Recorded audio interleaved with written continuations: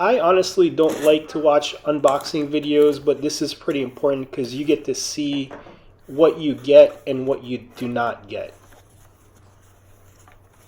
There are some stickers that you get from Renogy and a thank you note.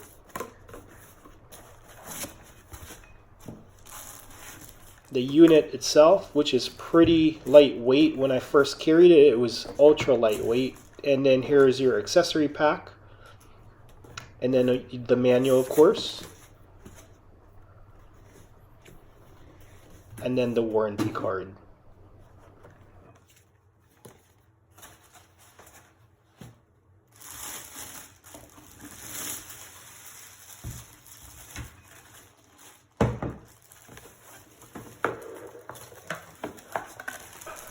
First one I'm going to put in here is the DC output. This is for your car, and this is going to be giving you 30 watts. This is nice that it is included. What is not included is the MC4 connector, and I think that one is the most essential one, and of course at the time it was out of stock on Renogy. Here is your AC adapter, and that adapter is 5.5 by 2.1. For size comparison, I'm going to get a Coke can here, so that way it's kind of a universal measurement here. We all know what the size of a Coke can is. And here I am. I'm going to be struggling with trying to turn on this unit. It actually shipped with 0 energy, which is very troubling. And here I am still struggling to see if I could turn this on, and I just gave up.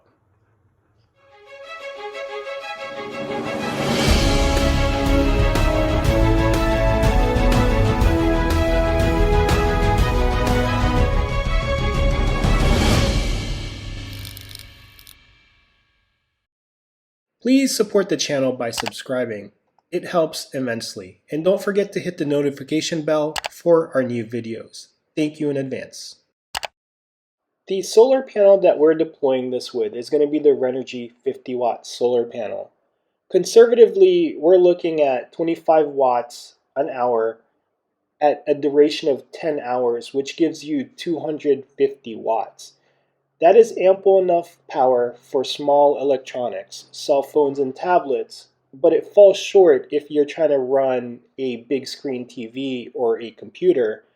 But for what we're intending this for, this is ample amount of power. Why did we get this Renogy Portable Power Station 200? There's only 2 reasons. It is EMP proof. It is also nuclear bomb proof. If you fell for that, I will take your trophy away. Let's get started.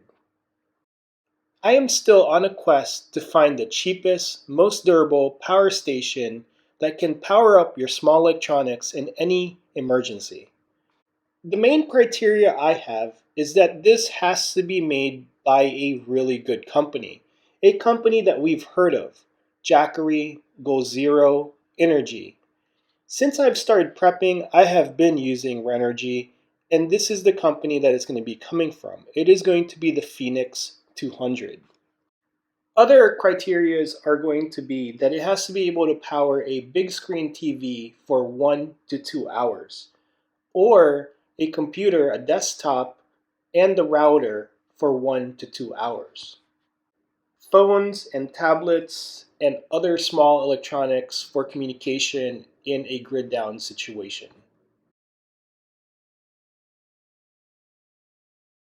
The weight on this is 5.3 pounds, 2.4 kilos. This is ultra lightweight, and the reason for that is because of the battery chemistry.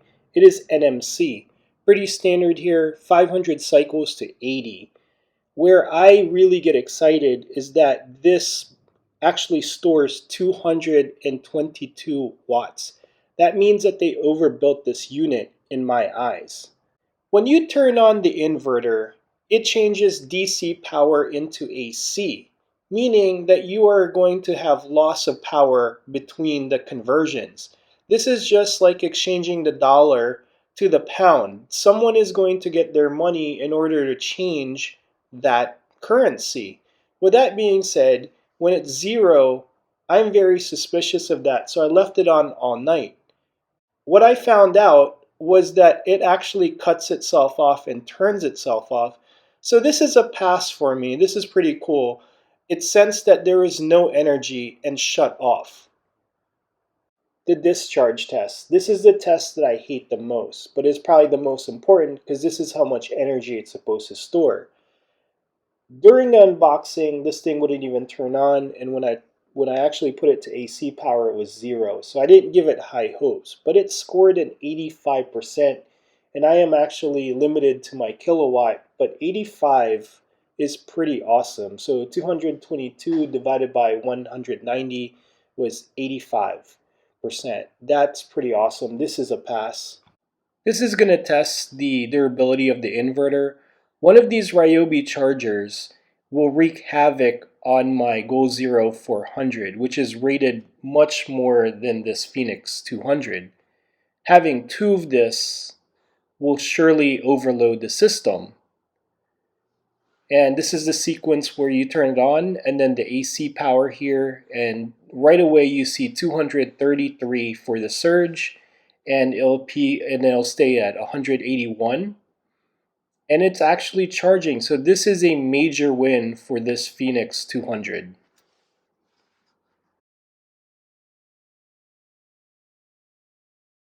When you have two units like the Jackery 300 and the Renogy 200, it has a USB-C in and out.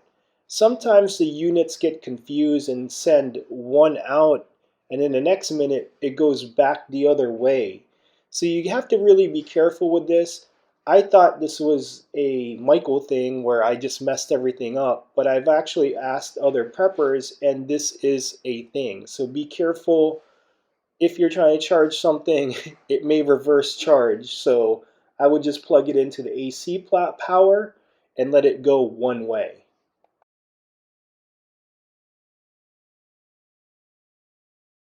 Thank you to our Patreons, Francis and Mike. We were able to use those Patreon dollars and buy this multimeter that'll show us pure sine wave.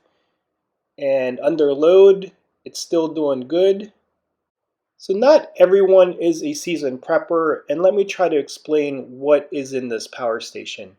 Number one is going to be a charge controller. It regulates the AC wall power or the solar panels in order to charge the battery. These AA batteries give you an insight on what it can and cannot do. So imagine this is not going to power up your house, your central AC, or your central heating.